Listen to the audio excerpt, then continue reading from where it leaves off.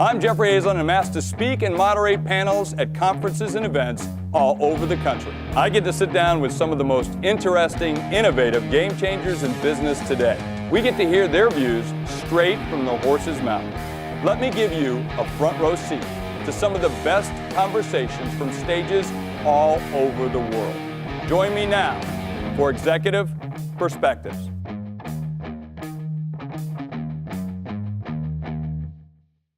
The role of marketer is vital to a company's success. Being able to clearly establish your brand to your target audience is no easy feat in today's world. As audiences evolve, the way they consume and engage with your information is constantly changing. And if you're not consistently meeting their needs, your brand is not going to have a future. To examine this issue, I went to the insurance company who, for more than 15 years, set out to modernize protection and help people thrive in the modern world. AlanGellman is the managing director and CMO for Esurance. We sat down at the C-Suite conference in San Francisco to talk about the changing role of marketers, engagement in the modern world, how embracing change can lead to creating great possibilities, and some of the most innovative and timely campaigns. You know, sometimes Esurance has used some really comical content. And how are these stories created, and why do you use that to be able to sell the product? Yeah, so the starting point has to be, what are we in it for? You know, what's the purpose of the company? And I think you need to step back and talk about what is purpose. And for us, you start with a belief statement. And we believe that embracing change creates great possibility. And we exist to modernize protection and help people thrive in the modern world. You have to be grounded at why are you around? And then you can say, well, obviously you're looking to drive business metrics. When you do something like election insurance, you're probably not going to sell a lot of policies the next day. Right. That's okay. Well, unless you live in Ohio, Pennsylvania, Florida, some of the pivotal states, yeah, right? Timing's not so bad. Yeah, Michigan's pretty high. Yeah, right. So, you know, we may get a whole lot of people entering a sweepstakes to run away. Mm-hmm. But we do something like that to reinforce who we are and to say, what is the brand about? And it's about modern. It's about relevant. We created election insurance actually as an April Fool's joke. That's when we first launched on April 1st and got tremendous play. And as a result, we said, all right, we're going to bring it back for DNC, RNC. Mm-hmm. And then again, just a week or two ago, to say, all right, we're going to do a sweepstakes around it. And how do you get people to engage and talk about the content that's relevant and saying there's a better way to buy insurance? We were talking earlier that, you know, who uses paper anymore? Well, I got to tell you, Alan, you know, we were mentioning this because you and I have been friends for a number of years. From your former position and now as the CMO of this company, I really hated your company for a long time because I'm a former printer. Right. And you guys were really the first company that says, why do you need paper? And I never liked that. Yeah, well, we're happy to not have people like that like us. Oh, thanks a lot. Yeah. I'm not to take it like personal. You. Yeah, people like you. Well, I'm not your target customer. Am I your target customer? Who's your target customer? Yeah, our target customer are the people who are self-directed. They don't necessarily need to have a local agent. If you are a do-it-yourselfer, if you are someone who believes in your own abilities to figure stuff out, but you want that assist, you're going to be what we call the self-directed segment. So what's the advantage of that for a customer? Is that then become the savings? Does it become the ease of use? Yeah, it's all of the above. It's so relative to the market as a whole. We were formed 16 years ago, Insurance for the Modern World. Mm-hmm. It wasn't a line yet, but it was our DNA. Is that still part of your tagline? Absolutely it is. Yeah. And it was developed about 5 years ago. And it was built specifically because it's the best marketing ever. It's the marketing that actually represents who you are. We were built to save, and we used the line, but it was all about how do you create the tools so people can take care of it themselves. Call us when you need us. Mm-hmm. But then we do things like we have photo claims. Why do you need to call, claims, wait for someone to come out, do the paperwork, more paper, versus, okay, I just had a fender bender. I click on my phone, a couple of clicks, I upload the photos, I send it in, I have my check in a day. How do you validate? Or better yet, it's actually deposited. A little bit longer maybe, right? Well, no, not necessarily. Most of the time, we actually can pay you that fast. It's just not a check. It's actually it's automatic deposit. An e-transfer. Right, exactly. Yeah. So is that part of the DNA of the company? I mean, so when I think back 16 years ago, e-insurance. I mean, not a lot of companies call themselves e-anything anymore. That's typically, now I would even call that a little bit of an older name in the digital space, right? Right. Is that part of your DNA then? Yeah, so it is the DNA. So we were formed because we saw a better way. I wasn't around then. I've been with the company close to 3 years. But the people who founded it said there's a better way to do insurance. And yes, they put the E in front of it. That was the day when you did it. And now it's a powerful brand that represents a better way to take care of your home and auto insurance. It's absolutely the DNA of how do we interact? How do we create customer experiences? What is the claims process going to look like? And then including from the beginning how you buy on through how we service you. When I knew you, you were head of digital for a bank. So now you moved over to the insurance side, all right? You're the CMO. How do you get this DNA? Because the DNA of the other company was a lot different than the DNA that you got here. Even though you were in digital, you did digital, right? But the DNA was totally different. It was a lot more, stayed prim proper. No, I hear you. So I think you're drawing an important distinction. There's the DNA of an enterprise and there's the DNA of a human being. And I actually was a really good fit for the DNA of, I'll say it, Wells Fargo. Okay.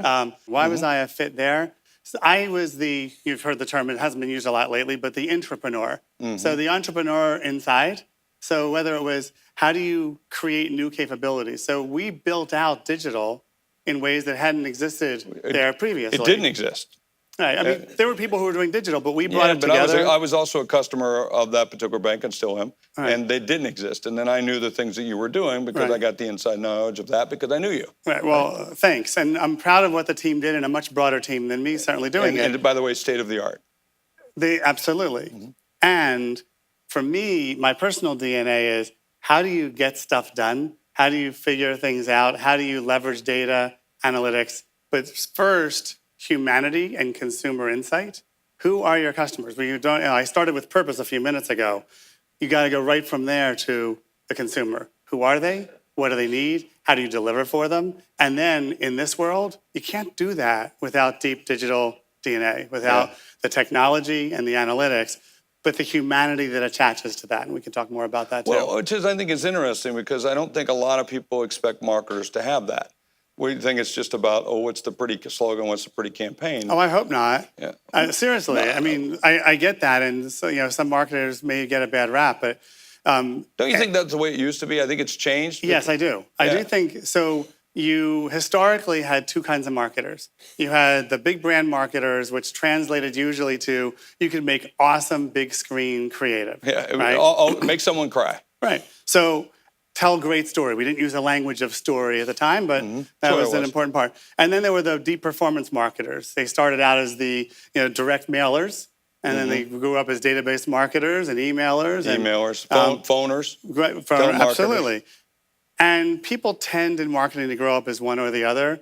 The really strong marketers at any level can bridge both. And I think more and more marketers who can only talk about, here's my budget, or here's what I got to spend. And I frankly hate that kind of language. People say, here's the budget, or they take my budget away, or, I got more money. No, it's like, what are you delivering? What's the ROI, and what are you delivering for the company? What's the business objective? Marketers, and especially senior marketers, have to be general managers, whether that's their title or not. So what are you doing to drive the business? They're business people. So let's talk about that ROI. When you start to look at these kinds of campaigns, let's take the one you're using, because this happens to be election day, 2016. And here we are talking about a commercial that you did for April Fools, but yet it had legs. Yeah. And you're able to repurpose it because of the nature of the campaigns. How do you start to see the return on ROI? And how do you know that you're seeing significant ROI where it's well worth it, that you can go back to management, the rest of the management team, and say, this was good? So let's go back to the two sides of marketing. You've got the brand side, the performance side, and the two have to be intertwined. You have to think 360 in what are your business objectives, how do you deliver against them, and what are the tools you have to do both of those things. So against the business objectives, we have brand metrics. If we're not building our brand, if we're not becoming better and better known for being simplistically insurance for the modern world, to go into our tagline, we're not going to have a long future. So measuring awareness. Right. So there's awareness, and then there's things like brand. Well, there's a key metric we focus on called brand for people like me.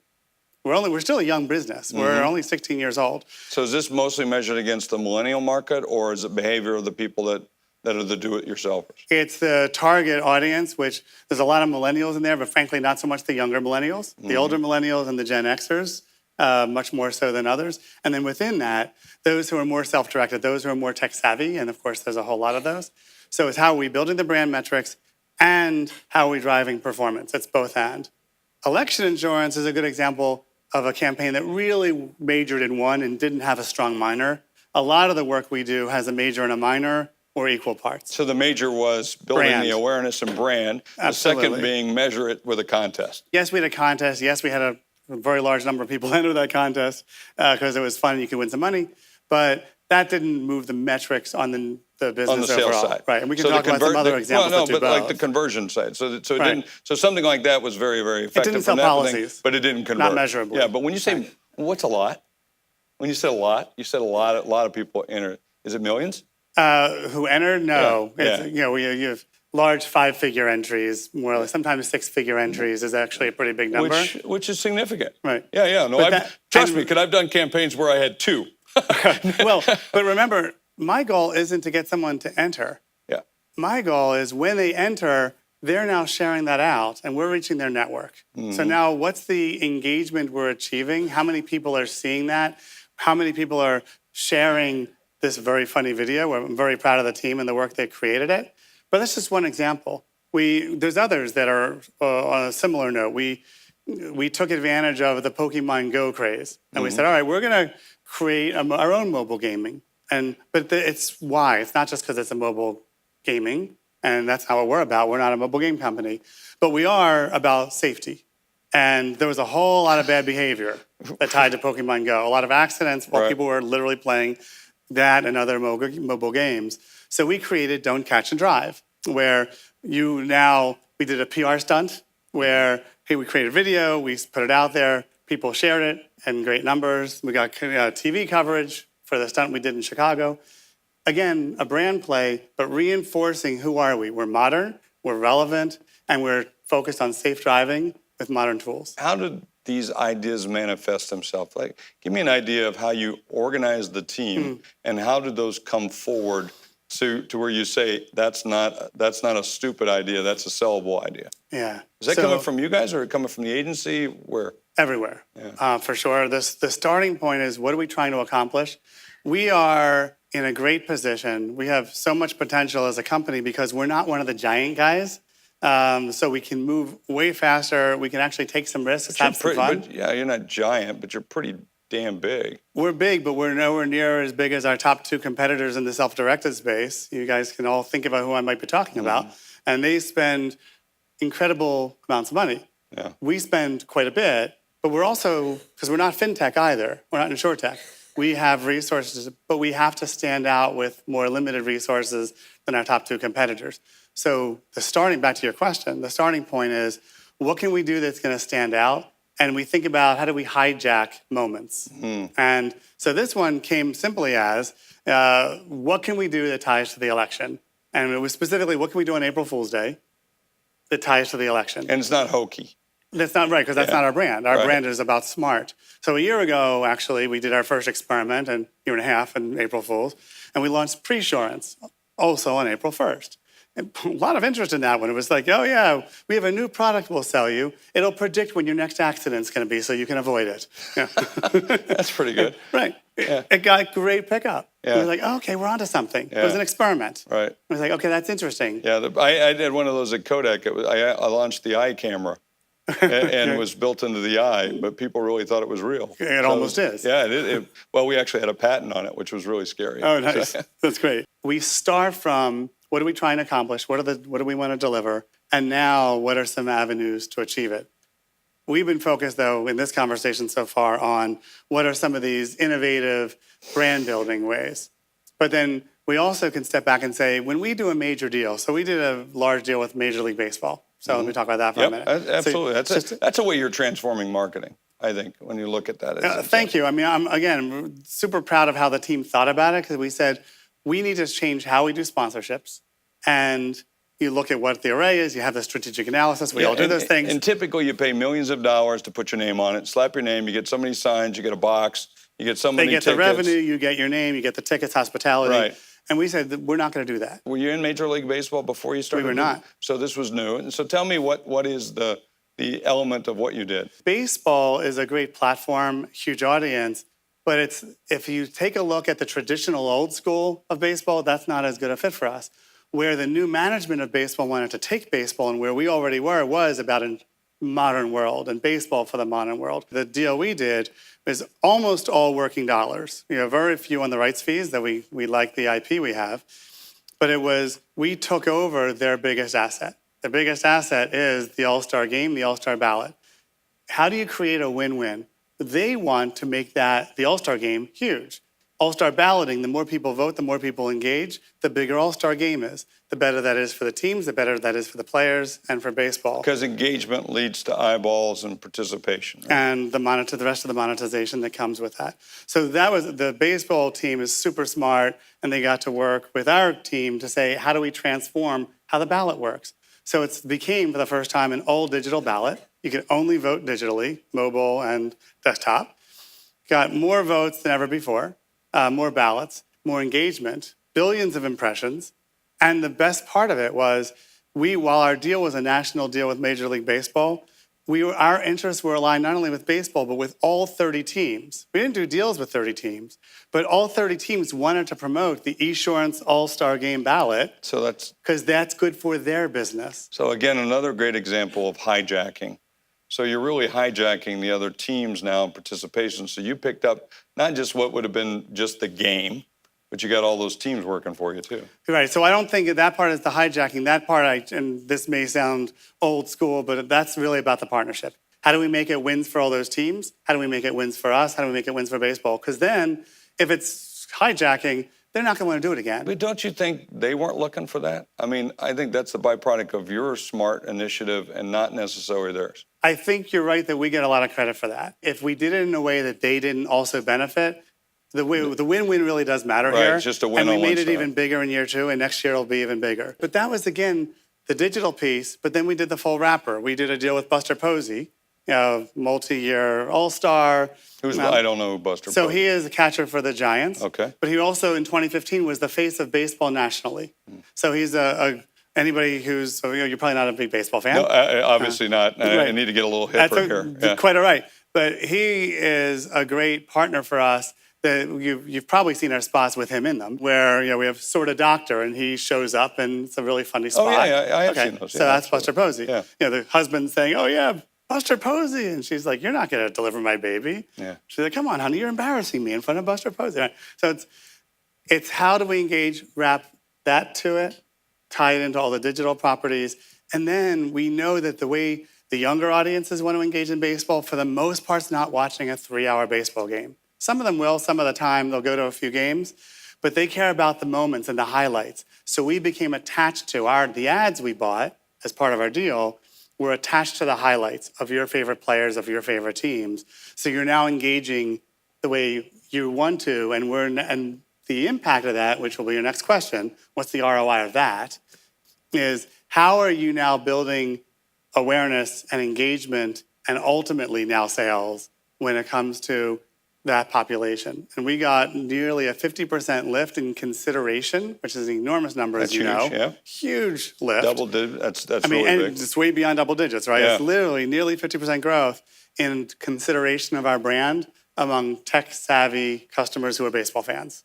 That's a big win. How do people fit into the transformation of marketing? I said before that marketers need to be both brand and performance focused. The marketing has to be, and the people do too. That's not to say you can't have specialists. I actually think you can't have generalists. The days of generalists are gone. I think that's true. And this is an overused term, but integrators matter. People who can understand the language, people who can bridge. Because when we talk about a 360 program like that, and how do you build that, means you need people who are thinking about the brand, who are thinking about the performance you're driving with the brand, and who can think about online and offline, as well as upper funnel and lower funnel all together. It's not just that old school, do big screen, great creative that makes you cry. Yeah. it has to be about understanding the data and the analytics, but not losing that humanity and that creativity. Yeah, but that implementation is critical. I say if you have an idea without integration or implementation, all it is air, right? I mean, it really Couldn't is. agree more. It's great. When you're sitting around the C-suite, how engaged are they in these kinds of conversions and metrics? Deeply. Okay. So, and they're asking all those questions, and they should, and I welcome it. Do you present that in a form of saying, here's our Absolutely. conditions of satisfaction? I told you before we did this year, this quarter, this month, here's what we said we're going to do. How do you present that? Yeah, so we have monthly planning meetings, monthly performance meetings. Some old companies I've been in are more PowerPoint organizations. Yeah. This is much more an Excel organization, which Okay. is a good thing. Back to the DNA of the data. So we have a monthly meeting, a couple different kinds of meetings where we're going very deep into what are our metrics. Those metrics both on the brand side and on the performance side. And then what are we spending? What is it getting us? How is it working? What's our staffing? And then we're open book. And I'm being asked all the very good questions from not just my boss, the president, but also my peers. And just like when we're talking about pricing decisions, I'm very deeply engaged. We're talking about claims, I'm deeply engaged. So we engage around how are we running this business against the key metrics? How are we building our customer experience? What is our NPS? How are we doing better? These are all part of the dialogue because marketing isn't just a function, it's about how we, again, that general manager view, how are we building the business? So are you interested in the sales funnel about what's coming, or how can I increase the funnel? And are you interested through this throughput of that funnel? Oh, all of that and more. So we as marketing, as a function, better be interested in how many people are we getting to show up, of course. So start with the typical funnel, which people say is dead. I don't believe that.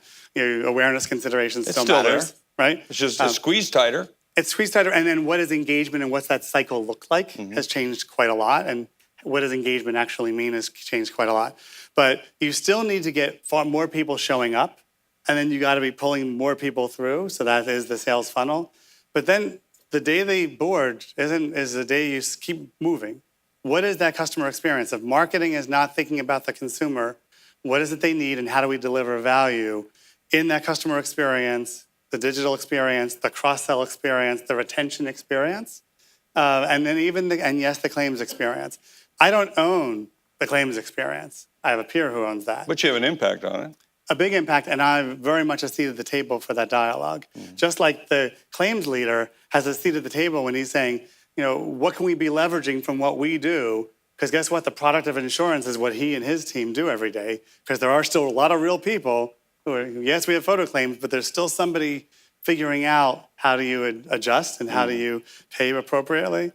That is our product. So how do we leverage that? So photo claims is a great example where we're marketing what his world does. So how about margin? Do you get involved in the margin discussions? Every day, every week. Yeah. So in the next 3 to 5 years, what do you see changing? Yeah. So the market we're in, that self-directed space, is a growing part of the market. And the expectations aren't driven by the insurance category. The insurance company isn't great at delivering customer experience, frankly. There are a lot of categories out there who do far better than we do. How do we learn from that? How do we leverage that? How do we leverage artificial intelligence, machine learning, deep learning to figure out what content are we creating? How are we delivering it? How are we marketing ourselves? What's the experience we're creating for whom and when? Well, that's how we will continue to win more of that pie. And the next part of it is how do we take what I think we've done pretty well with a 360 view of how we do marketing. And if I have a minute, I'll talk about what we did at the Super Bowl, where we had 2 spots, none during the game this past year. We had one before and one after, but it was back to that hijack concept. And this time I'll talk about it as a hijack. We wanted people thinking about us, talking about us throughout the game. So what do? We gave away money every quarter, multiple times. But to enter, you needed to retweet our tweets with our messaging, reinforcing what we're about and why we're a good player to do insurance, to get your insurance from in the modern pieces. And we wound up having, Forbes talked about how Esurance won the hashtag bowl. We had more tweets of Esurance than of everything but hashtag Super Bowl, more than Pepsi and Doritos combined. So we did that. We had actually far more impressions from everything else besides those 2 spots, by 10x more than the actual impressions of the 2 Super Bowl spots. So, but the key question you'd ask, would you do it again? Absolutely. Against the same objectives, we would do it again. We wouldn't do the same thing because we're always thinking about how to innovate and do things differently. But to the question of what 3 to 5 years, it's how do you get smarter? How do you leverage the data? How do you leverage the human element and not lose that? But AI, I do believe, can be an important part of where we go to leverage that human piece and continue to do it in more and more integrative ways across that digital spectrum and beyond. Alan, thanks very much for joining us. Thanks for having me. This is Jeffrey Hazlett. You've been watching Executive Perspective Live. We've been talking with Esurance about the future of marketing and business.